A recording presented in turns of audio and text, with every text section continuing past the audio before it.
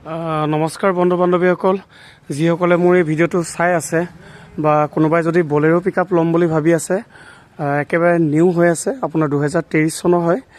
আৰু ভিডিঅ'টো যিমান পাৰে শ্বেয়াৰ কৰি দিব। আৰু এই গাড়ীখন যদি আপোনালোকে লয় তো মিনিমাম ডিপি হিচাপত আপোনালোকে ডাউন পে'মেণ্ট হিচাপত আপোনালোকে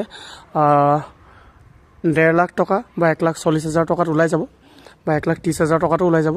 আমি চেষ্টা কৰিম। আৰু বাকী আপোনাৰ এইফালে টায়াৰ কণ্ডিশ্যন দেখাই দিছোঁ। ফ্ৰণ্টৰ টায়াৰ দেখিছে, এইটো সম্পূৰ্ণ নিউ লাগি আছে। আৰু এটা মই দেখাই দিছোঁ এইফালৰ টায়াৰটো, এইটো এটা নিউ লাগি আছে দেখিছে। আৰু ইণ্টেৰিয়ৰটো মই দেখাই দিছোঁ। এইফালে বোকা গাঁতটো নাই, এইটো লগাই দিয়া হ'ব। এইফালে এই ছাইড গাৰ্ডটো লগাই দিয়া হ'ব। বাকী আপোনাৰ এইফালে ইণ্টেৰিয়ৰ কণ্ডিশ্যন চাওক কিমান ধুনীয়া হৈ আছে। এইটো আনি থোৱা আছে, লগাই দিয়া হ'ব দেখিছে। আৰু বাকী মই সম্পূৰ্ণ এইফালে বেক টায়াৰটো দেখাই দিছোঁ আপোনালোকক।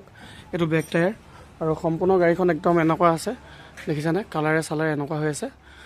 তো কোনোবাই যদি ল'ম বুলি ভাবি আছে স্ক্ৰীণত দিয়া নম্বৰত যোগাযোগ কৰিব।